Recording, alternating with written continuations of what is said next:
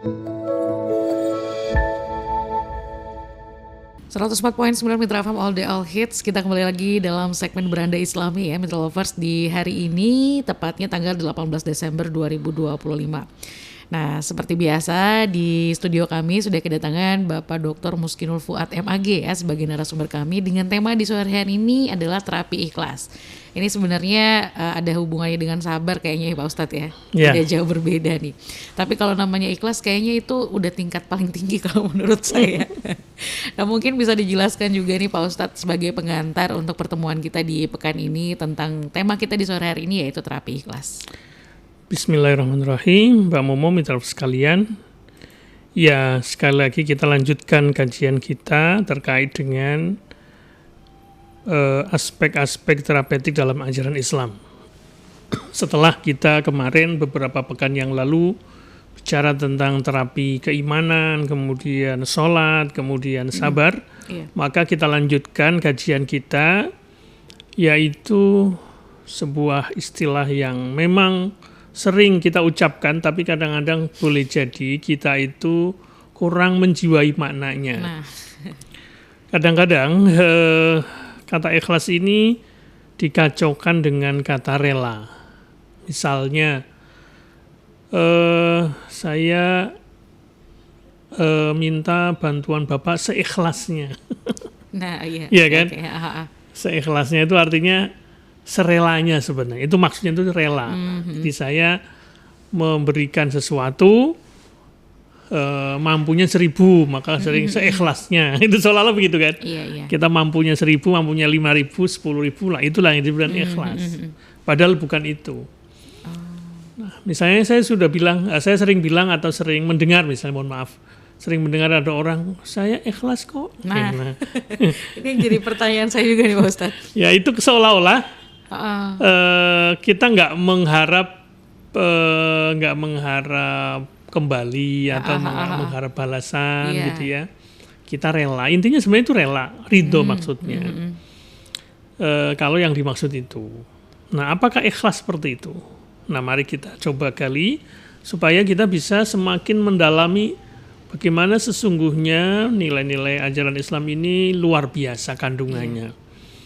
Nah, kita mulai dari pengertian barangkali. Jadi secara lebih benar barangkali ikhlas ini kalau secara bahasa itu artinya memurnikan, Mbak.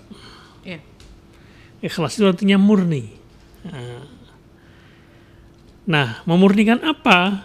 Ya intinya ya memurnikan niat kita semata-mata karena Allah tanpa bercampur dengan motif lain. Motif lain inilah yang sekarang hari ini kita sebagai manusia modern itu suka punya motif-motif. Misalnya motif pamer. Oh iya. Jadi biasanya ikhlas itu lawannya ria. Iya Pak Ustadz. Pengen dipuji orang, pengen dilihat orang, atau untuk kepentingan ego kita. Itu juga termasuk campuran-campuran yang membuat kita ini tidak murni lagi karena Allah dalam melakukan aktivitas, dalam beramal soleh dan seterusnya.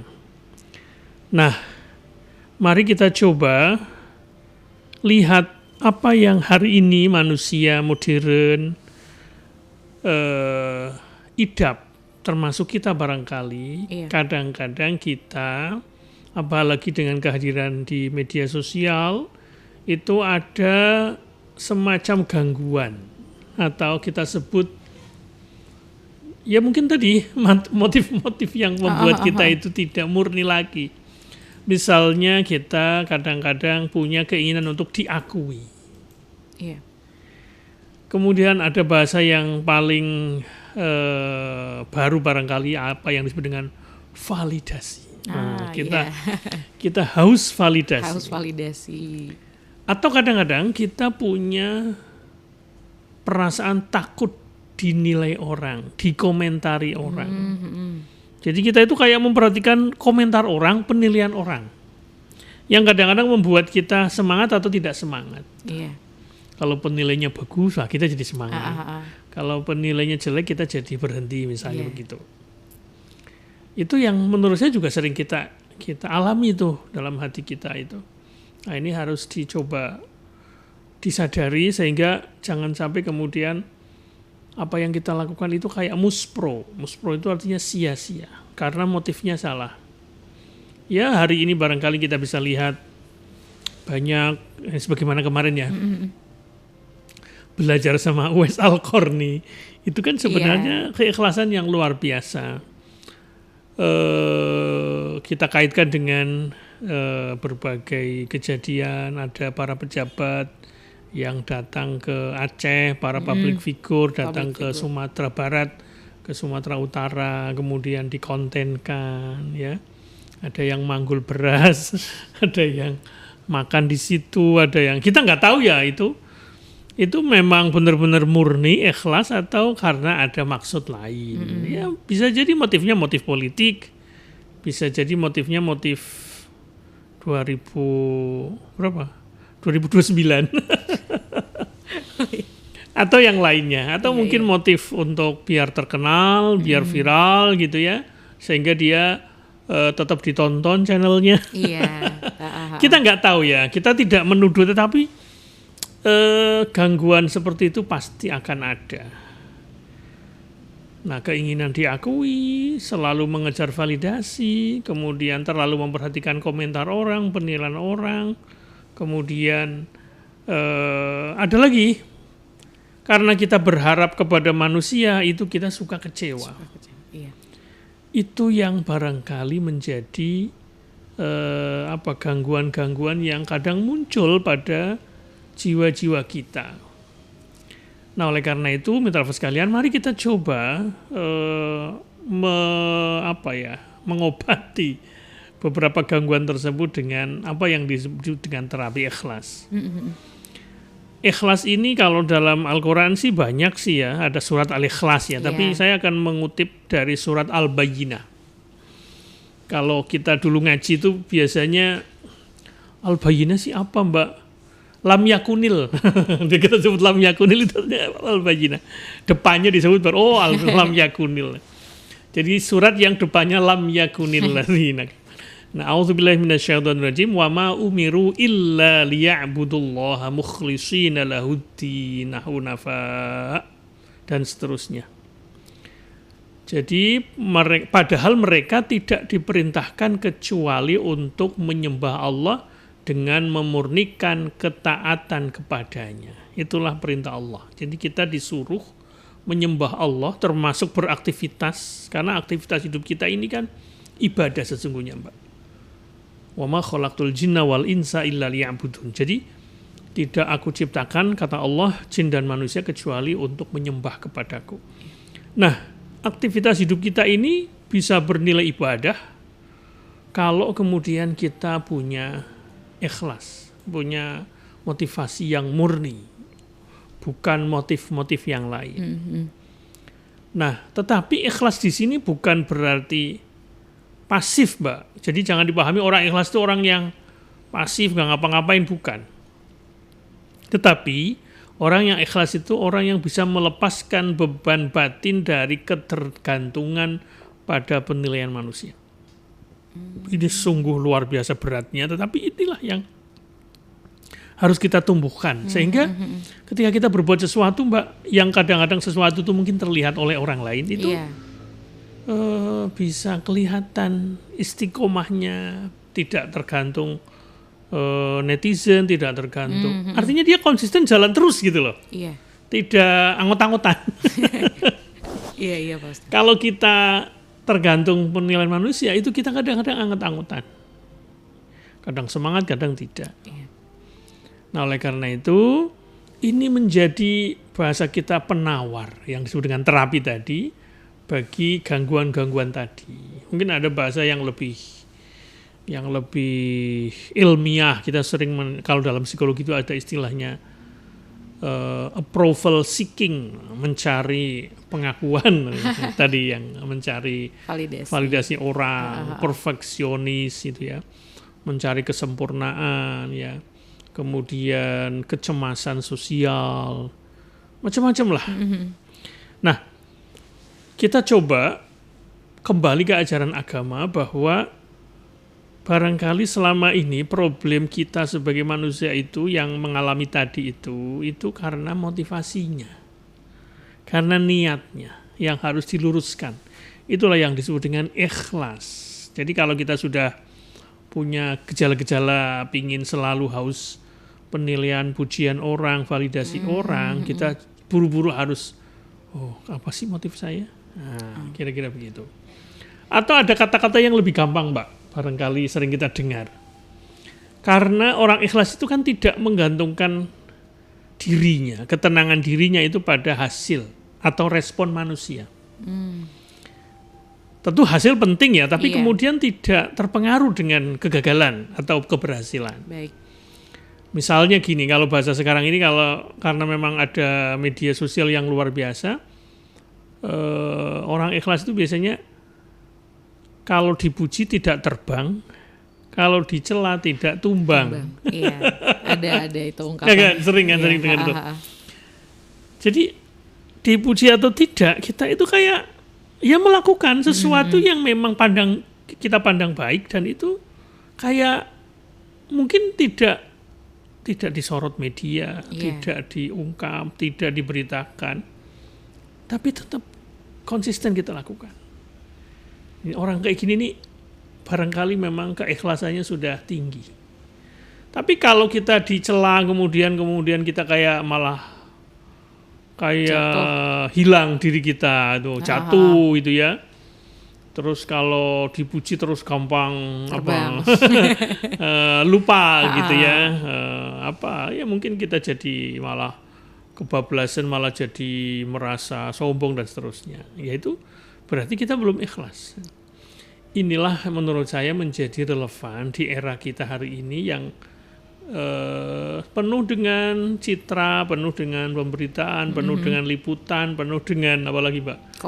Konten dan sebagainya. Maka ini harus dijaga. Untuk apa itu semua?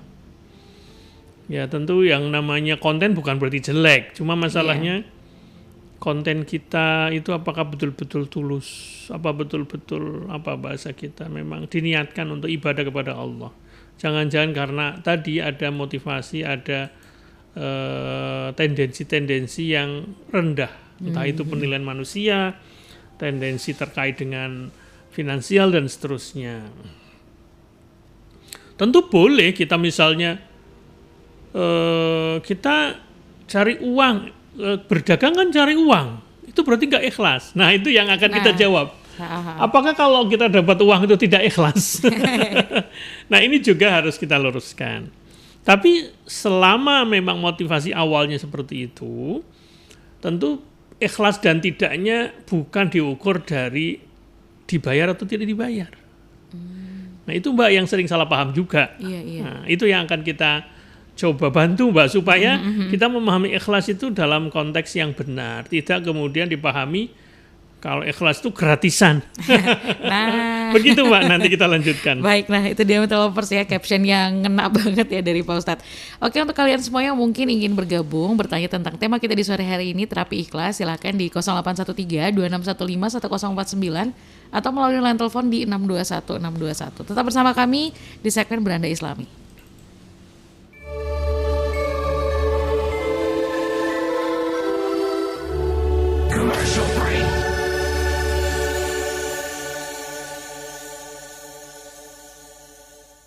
Lovers, kita kembali lagi dalam segmen Beranda Islami dengan tema terapi ikhlas ya, masih bersama Bapak Dr. Muskinul Fuad.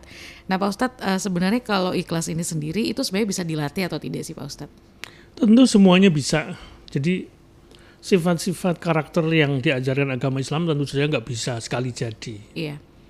Kita justru disitulah, jadi kita itu tantangannya itu mengembangkan sikap-sikap positif, karakter positif. Sementara yang negatif kita tahan, kita kurangi, kita hilangkan. Dan tumbuhkan hal-hal yang positif. Nah salah satunya ikhlas. Yang negatif apa? Riya. Lawannya tadi ya Pak Ustadz. Kita melakukan sesuatu karena ada motif yang motifnya berhenti pada manusia. Pamrih tapi tidak ke Allah. Pamrihnya hanya ya mungkin suara, mungkin like, mungkin subscribe, mungkin endorse barangkali. Iya. Nah, saya ingin melanjutkan yang tadi pertanyaan saya, Mbak. Baik. Apa ciri-ciri orang ikhlas itu? Nah, tapi saya berpesan ini bukan untuk melabelkan ke orang lain, tapi untuk diri kita sendiri. Baik. Jadi ikhlas itu bukan masalah tidak dibayar. Jadi bukan karena kita melakukan sesuatu, kita bekerja nih, dapat honor, berarti nggak ikhlas dong. Iya kan?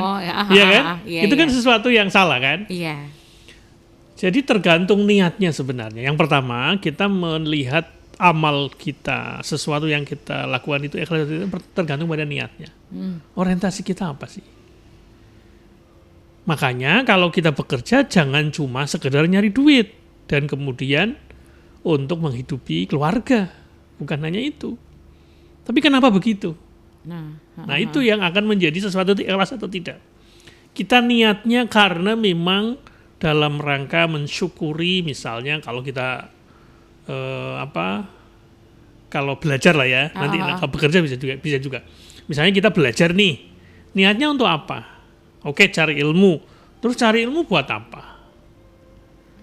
Nah, kalau kemudian motivasinya spiritual, kita mengatakan bahwa kita sudah diberi akal oleh Allah, sudah diberi otak bahasa kita, kemudian kita gunakan dengan mempelajari sesuatu, di mana kemudian dengan kita belajar sesuatu itu semakin mengenal kebesaran Allah. Jadi belajar itu sampai ke sana motivasinya. Bukan sekedar misalnya, buat apa kamu kuliah? Ya, pengen dapat ijazah. Terus dapat ijazah buat apa? Ya, buat cari duit. Selesai. Nggak nyambung ke Allah, itu namanya tidak ikhlas. Sama bekerja juga begitu. Kenapa kamu bekerja?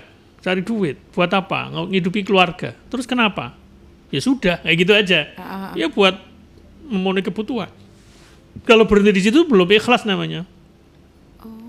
Sambungkan ke Allah. Misalnya gini, karena keluarga ini amanah dari Allah, maka harus kita jaga supaya mereka terpenuhi kebutuhan. Karena itu perintah Allah. Itu akan terasa nikmat rasanya bekerja itu kalau begitu. Ini amanah dari Allah. Misalnya saya sebagai seorang suami, saya punya istri, saya punya anak. Ini amanah dari Allah. Maka harus dijaga. Kita cukupi, kita mencari nafkah untuk menghidupi, untuk makan mereka, untuk sandang mereka, untuk papan mereka, dan seterusnya. Kira-kira seperti itulah. Jadi dilihat dari motivasinya atau niat awal. Ya. Atau kita sebut orientasinya. Jadi kalau orang ikhlas itu orientasinya itu bukan apa kata manusia, tapi apa nilai di sisi Allah. Selalu ke sana. Ya, kita bekerja itu memang perintah Allah. Kita memang dianjurkan oleh Allah untuk bekerja, belajar, dan seterusnya. Jadi motivasinya ke sana. Niatnya karena Allah. Baik. Mencari ridho Allah itulah puncaknya. Atau yang kedua, Mbak, ikhlas itu bisa kita lihat dari prosesnya. Kalau tadi kan awalnya ya, ini tengahnya. Ketika melakukan sesuatu itu sungguh-sungguh enggak? Ada orang kan misalnya, mungkin yang paling terkenal sekarang public figure lah ya. Iya. Emang bener dia itu manggul karung itu bener-bener. Katanya sih sering maksudnya. Nah, ya kan? Iya. Bener dia membersihkan itu. Itu untuk apa? Iya. Ya barangkali membangun citra untuk menutupi kesalahannya di masa lalu, misalnya begitu. Iya. Barangkali loh ya. Saya tidak bermaksud nyindir siapapun, karena itu yang berita yang muncul ke kita kan. Iya. Jadi kalau ada orang mendadak baik, apalagi dia seorang public figure, ya kita jangan langsung ya atau tidak, kita tunggu apakah konsisten atau tidak, sungguh-sungguh atau tidak. Nah, kira-kira begitu. Jadi kata orang gini, orang bekerja kan dibayar tuh, atau mencari nafkah kan, terus dia lakukan sebaik-baiknya. Itu salah satu tanda ikhlas. Tapi ada orang meskipun dibayar, tapi tetap melakukannya salah-salah. Jadi kalau kita diberi amanah, misalnya kita di kantor nih, diberi amanah sebagai apa, posisi apa kita. Kita kerjakan sebaik-baiknya, sekeras-kerasnya, maksimal, tidak asal-asalan. Iya. Itu berarti ikhlas. Kalau dilihat dari prosesnya. Jadi kalau kita bekerja dimanapun itulah, mau jadi petani, mau jadi penyiar, mau jadi dosen, mau jadi guru, mau jadi itu bekerja betul-betul sebaik-baiknya, jujur gitu loh. Iya. Nah kayak gitu berarti ikhlas. Jadi yang kedua tadi itu ya, dilihat dari ketika kita melakukannya itu seperti apa, asal-asalan, sebaik-baiknya, semaksimal mungkin, atau ala kadarnya. Yang penting jalan, nggak jelas, nggak ada prestasinya dan sebagainya. Nah, kemudian yang ketiga,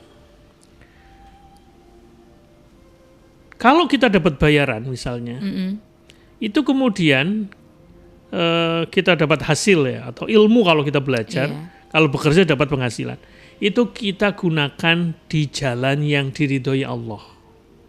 Dapat uang nih dari bekerja, kita gunakan untuk membeli kebutuhan rumah tangga. Bukan untuk hal-hal yang dilarang. Itu namanya proses hasilnya. Jadi hasilnya digunakan untuk apa? Jadi jangan kemudian kalau kita misalnya, kalau dibayar, misalnya kita bekerja untuk sesuatu penghasilan, kita bekerja sebaik-baiknya. Iya. Tapi kalau kita diberi amanah yang mungkin tidak dibayar ya, entah itu jadi ketua RT, RT ada bayarannya nggak sih Mbak? Kurang tahu. Ada tapi sekedar untuk, artinya bukan bayar, itu sekedar untuk penghargaan saja. Iya mungkin Mas Tata. Ada orang jadi pengurus masjid, kan tidak dibayar tuh. Baik. Terus dia bekerja asal-asalan, ya kan? Tidak serius menjalankan amanahnya sebagai pengurus masjid. Iya. Nah berarti itu nggak ikhlas. Karena nggak dibayar. Paham Ustaz. Baik. Nah, jadi belum tentu yang tidak dibayar itu ikhlas, kemudian yang dibayar tidak ikhlas, belum tentu. Jadi jangan menilai keikhlasan itu dilihat dari bayaran atau tidak dibayar. Jadi kalau kita melakukan sesuatu sebaik-baiknya, entah itu dibayar atau tidak, dan itu memang sudah menjadi tugas kita, niatnya yang benar, hanya untuk karena Allah dan seterusnya. Kemudian bekerja sebaik-baiknya, dan kemudian kalaupun kita dapat hasil misalnya, kita gunakan untuk di jalan Allah, tidak digunakan untuk yang bertentangan, entah itu untuk beli narkoba, untuk foya-foya yang dilarang, untuk macam-macam, untuk judol misalnya kayak gitu. Nah kayak gitu. Jadi sekali lagi, ikhlas dan tidak itu bukan masalah dibayar atau tidak dibayar, tapi lebih kepada tadi motivasi, atau yang kita lihat yang paling konkret ya kesungguhan dalam bekerja, dan kemudian memanfaatkan hasil di jalan Allah.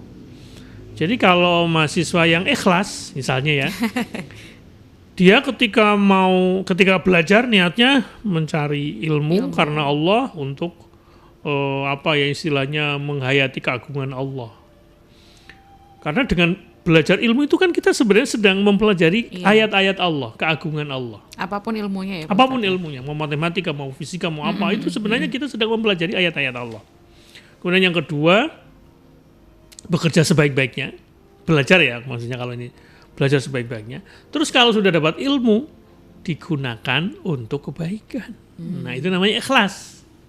Sama juga orang bekerja tadi sudah kita contohkan. Iya. Dari awal tuh niatnya apa, motivasinya apa, terus ketika bekerja sungguh-sungguh atau tidak, kemudian yang terakhir hasilnya digunakan untuk hal-hal yang diridhoi Allah. Begitu Mbak, tambahan dari saya, nanti kita lanjutkan. Baik.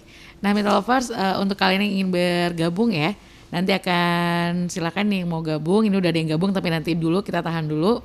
Dan buat kalian yang mau gabung, nah silakan nih di 0813-2615-1049 atau di line telepon kami 621-621. Tetap bersama kami dalam segmen Beranda Islami.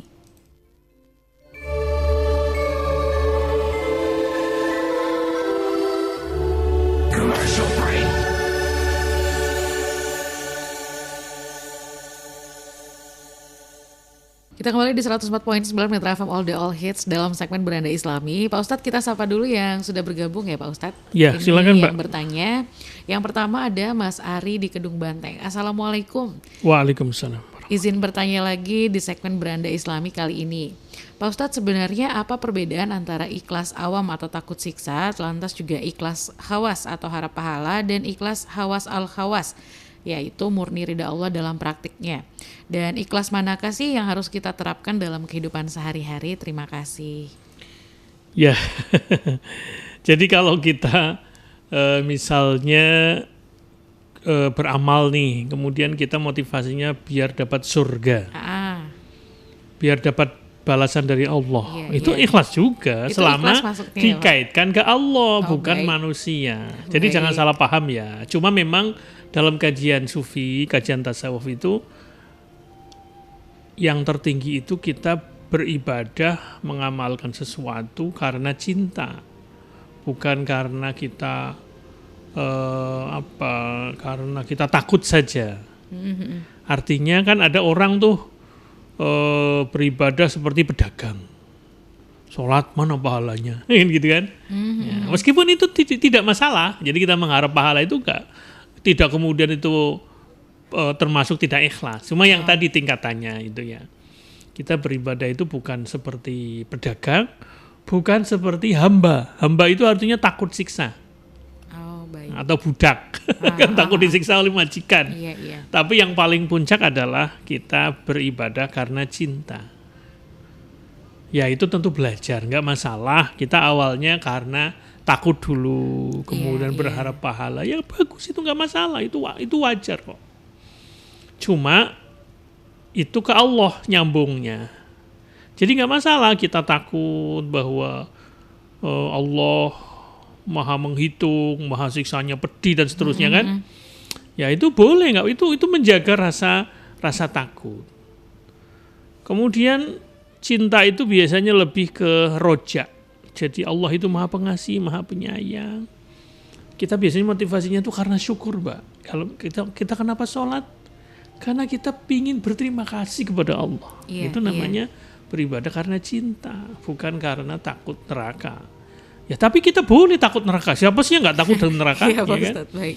Jadi nggak masalah itu. Nggak usah terlalu kemudian kalau takut neraka itu kemudian tidak ikhlas. Nggak masalah. Selama itu memang tidak berlebihan takutnya. Kita juga punya harap kepada Allah. Jadi antara harap dan cemas, antara khauf dan roja di hadapan Allah, itu yang sehat. Jangan terlalu khauf saja. Tidak punya harapan, tidak punya optimisme kepada Allah, tidak punya semacam kesadaran bahwa Allah itu maha pengasih, Allah maha penerima taubat, Allah maha penyayang dan seterusnya. Nggak boleh begitu. Atau ada yang terlalu ke roja. Allah kan pengasih, Allah kan kepenyayang, jadi nggak apa-apa saya nggak sholat.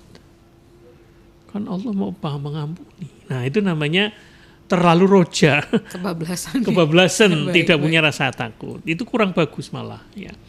Jadi nggak masalah kemudian kalau keikhlasan kita mungkin tadi takut karena selama itu takutnya kepada Allah ya, takut disiksa dan seterusnya, takut dosa itu nggak masalah, bagus itu. Nah, tapi jangan berlebihan. Kita harus tumbuhkan rasa roja. Allah itu maha pengasih, Allah penerima taubat. Atau kalau dalam bahasa tasawuf itu sebenarnya sifat jamaliyah. Kalau yang Allah maha perkasa, Allah maha pedih siksanya, itu namanya jalaliyah, kemahakuasaan Allah. Dua-duanya harus seimbang, ya. Begitu Mbak. Jadi tentu kita yang lebih bagus tuh yang khawas tadi. Jadi ibadah kita itu puncaknya betul-betul karena cinta kepada Allah, bukan karena sebagai orang yang takut saja atau orang yang berharap berharap pahala saja. Begitu Mbak. Oke. Untuk Mas Ari, terima kasih sudah bergabung. Semoga terbantu dari Pak Ustadz untuk jawabannya. Kita lanjut ke pertanyaan selanjutnya Pak Ustadz. Ini ada pertanyaan.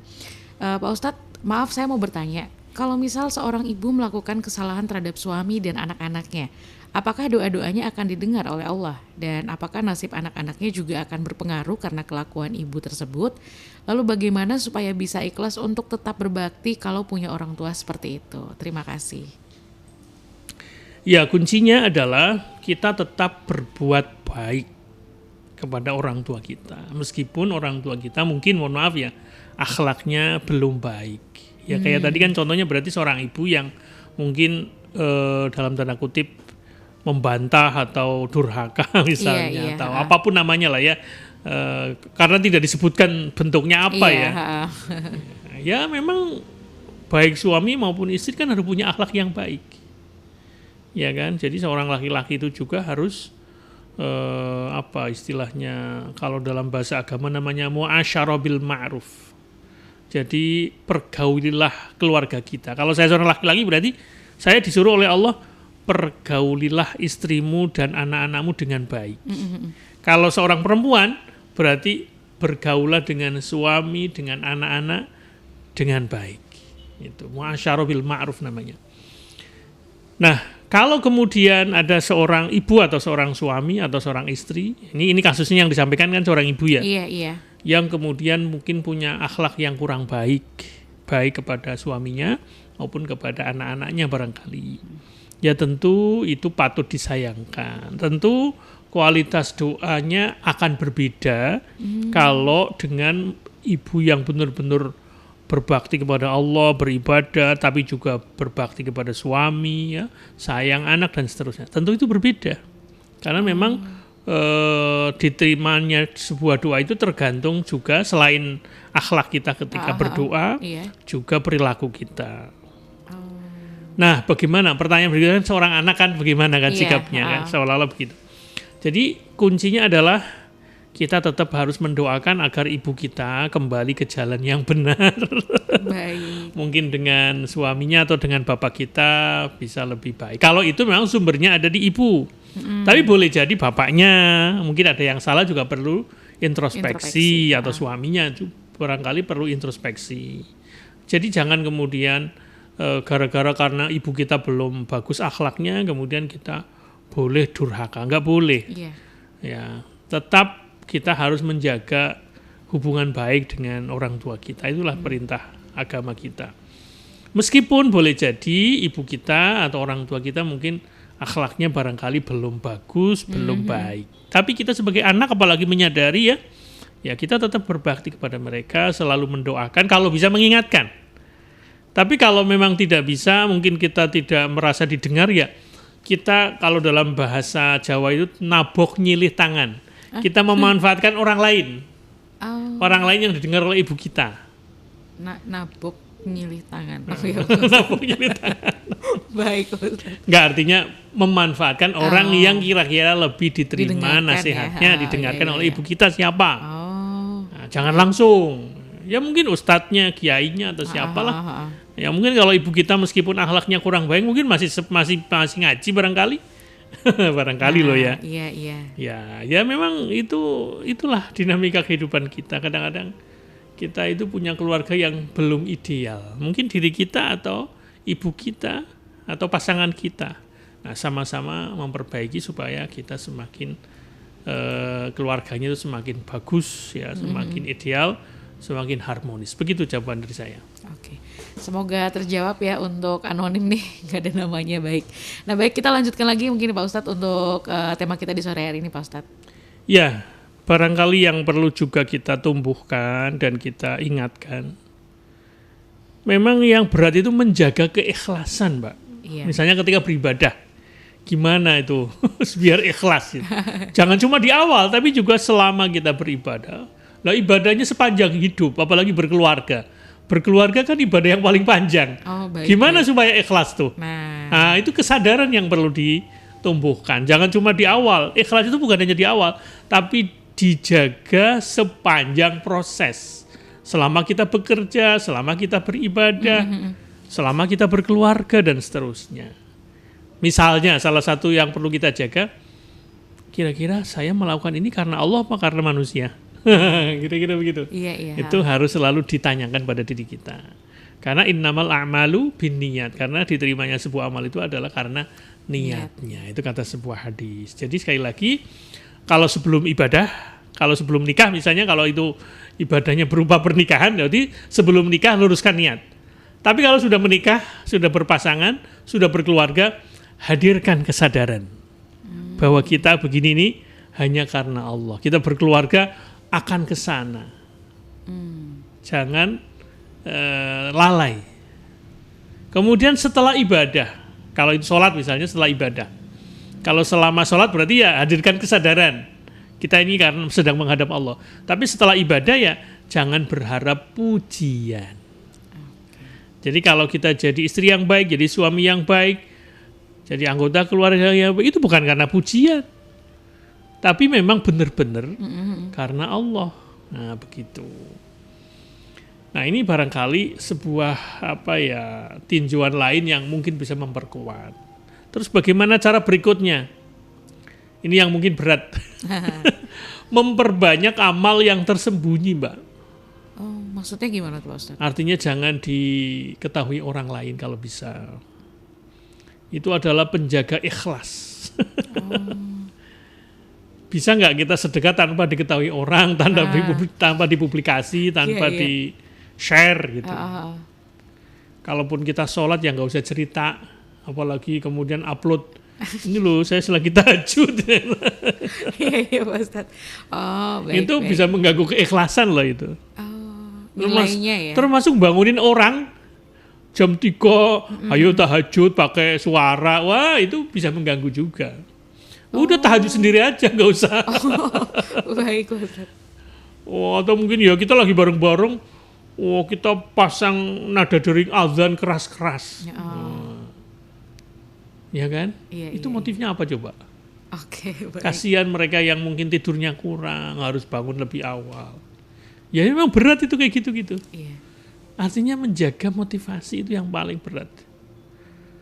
Artinya kalau bicara medsos ya membantu orang tanpa upload. Tanpa unggahan, tanpa status update status. Iya, story. Jadi ada ulama yang mengatakan begini, ini mungkin pernah kita dengar, sembunyikan amalmu sebagaimana engkau menyembunyikan dosamu. Nah ini kelas berat ini. Iya Pak Ustadz. Ya maksudnya begini, tentu nggak masalah kemudian kita nyumbang nih. Itu sebagai sebuah bentuk pertanggungjawaban panitia yang itu barangkali mungkin dia mengumumkan. Iya. Itu soal lain ya. Iya. Yang penting kita tidak sengaja mempublikasikan gitu sebagai penyumbangnya. Itu nggak usah begitu. Ya mungkin ada catatannya hamba Allah misalnya begitu. Nah, yang berikutnya tidak terlalu memikirkan penilaian manusia. Ini juga berat. Jadi kalau kita kok ketika dipuji kita senang berlebihan. Kadang-kadang kayak gitu kan. Iya. Atau kalau kita dicela itu sedih banget secara mendalam. Itu tandanya kita kurang ikhlas. Nah, jadi coba apakah kalau kita dipuji itu kemudian kita terbang? Iya, kalau dicela kemudian kita tumbang. Nah, itu. Lagi-lagi apakah Allah ridho terhadap perilaku kita ini? Bukan apakah manusia kagum? Apakah orang itu akan like, akan subscribe, akan komen? Nah, coba itu memang tantangan kita hari ini begitu. Baik. Terus mengingat selalu bahayanya riya atau membanggakan diri atau bahasa itunya ujub namanya. Karena kalau kita riya itu ya pahalanya akan terhapus. Kalau ujub itu bisa merusak amal. Ini yang kalau dalam bahasa hadis itu disebut dengan syirik kecil. Syirik kecil. Mungkin sekarang kita nggak menyembah patung, Mbak. Iya.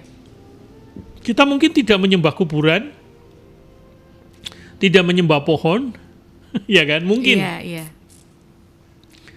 Tapi apakah kita bisa lepas dari yang namanya tadi riya tadi karena dipuji orang, karena komentar orang, itu yang kadang-kadang kita cari. Nah itu namanya syirik kecil kalau kita amalnya karena itu. Baik. Memang berat, lagi-lagi berat, tapi ya kita harus berusaha. Tapi tentu saja ikhlas itu bukan hanya kerja kita, hanya usaha kita Mbak, tapi juga kita minta atau berdoa kepada Allah supaya selalu diberi hati yang ikhlas, ya. Jangan sampai kita menyekutukan Allah. Termasuk menyekutukan Allah itu kalau kita amalnya bukan karena Allah, itu namanya menyekutukan Allah. Maka disebutkan syirik kecil. Baik. Terus jangan bercerita kalau kita beramal. Iya. Nah, itu sebaiknya juga dilatih. Jadi tidak semua amal itu harus diceritakan. Iya, Pak Ustadz. Kalaupun untuk diketahui, itu niatnya untuk bisa menjadi motivasi. Untuk menjadi ngajak. teladan, ngajak ke anak kayak gitu. Iya. Ya, karena memang itu kita punya tanggung jawab dakwah ya. Ya begitu itu boleh luruskan niat, tapi disertai istighfar. Jangan menikmati pujian. Kemudian langkah berikutnya lagi supaya keikhlasan kita itu menjadi terapi buat kita. Fokus pada kualitas, bukan kuantitas. Jadi kita barangkali amalnya tidak terlalu banyak, tapi kayaknya kok konsisten. Itu lebih bernilai daripada amalnya banyak tapi riya. Atau karena pencitraan atau yang lain. Jadi yang paling penting itu ikhlasnya. Kalau jumlah nomor 1. Baik, Ustaz. Ya, begitu kira-kira. Tapi tentu menyumbang itu ya mau ikhlas mau tidak itu tetap bermanfaat kan? Iya. Ikhlas kan urusan kita kepada Allah. Yang penting sumbangan kita kan berdampak kan. Urusannya kita kepada Allah itu kalau ikhlas atau tidak itu. Nah artinya kita sering-sering bertanya dalam diri kita untuk siapa ibadah ini sebenarnya. Termasuk kita mencintai anak itu dalam rangka apa? Kepada Allah kan. Kita mencintai orang tua, nyambungnya ke Allah. Kita mencintai pasangan, ya itu karena Allah, bukan karena yang lain. Maka ada lagu, cintai aku karena Allah. Ada Ustaz. Iya kan? Iya. Bukan karena yang lain. Kita boleh mencintai pasangan kita, tapi jangan lupakan itu dalam kerangka cinta kita kepada Allah. Itu tetap bagian ikhlas itu. Bagian dari keikhlasan itu begitu. Untuk siapa kita beribadah, untuk siapa kita melakukan ini. Apa yang membuat hati tidak tenang. Nah itu kadang-kadang mungkin bagus untuk ini kayaknya memang hati saya ini motivasinya. Atau apakah kita kecewa kalau nggak dihargai, nggak disorot, nggak dipilih, sementara kita sudah buang-buang, bukan buang-buang, sudah beramal. Itu namanya muhasabah yang sebaiknya kita sering lakukan. Jadi begitu Mbak barangkali, karena waktu sudah habis ya. Intinya ya, mari kita belajar untuk ikhlas, melakukan sesuatu semata-mata untuk memperoleh ridho Allah. Dan membebaskan diri kita dari keinginan untuk memperoleh pengakuan atau pujian dari manusia. Nah orang-orang seperti ini termasuk orang yang disebut dengan mukhlis, orang yang ikhlas. Biasanya Mbak, orang yang ikhlas seperti ini itu akan merasa tenang dalam hidup ini. Jadi kalau hati kita gelisah terus, barangkali itu problemnya di motivasi hidup. Sebaliknya kalau orang ikhlas itu mantep biasanya. Orang kalau nggak mantep, pokoknya serba ragu, serba heboh. Iya. Kan ada gitu ya? Ada. Nah kita itu ya cenderung, ya kalau ada orang nggak heboh-heboh banget, tapi biasa aja. Mau dicaci, mau dipuji itu kayaknya nggak ngaruh pada diri kita. Begitu Mbak, apa yang bisa saya sampaikan, semoga bermanfaat. Intinya di tengah-tengah kehidupan modern kita ini yang serba diliput orang, serba ya tergoda untuk diketahui orang, publikasi, citra dan seterusnya, maka godaan kita untuk dipuji orang, kegodaan kita untuk diakui orang, divalidasi orang itu kadang-kadang mengalahkan keikhlasan kita, menggerus keikhlasan kita. Maka kita kembali untuk menyembuhkan diri kita supaya tidak terpengaruh dengan tadi itu, dengan cara ikhlas, menjaga keikhlasan, berjuang untuk selalu ikhlas. Begitu, semoga bermanfaat. Wassalamualaikum warahmatullahi wabarakatuh. Waalaikumsalam warahmatullahi wabarakatuh. Terima kasih sekali Pak Ustadz untuk tema kita di sore hari ini yang luar biasa. Dan sekali lagi Mitra Lovers, ilmu ikhlas itu bisa dilatih ya. Jadi kita belajar sama-sama, dan pastinya untuk segmen Beranda Islami ada di setiap hari Kamis dari jam 5:30 sampai 5:30 sore. Nah buat kalian semua yang mungkin penasaran dengan tema-tema sebelumnya, kalian bisa juga untuk kunjungi kanal YouTube dari Fakultas Dakwah UIN Saizu ya. Di situ ada beberapa tema dalam segmen Beranda Islami yang sudah pernah kami bahas.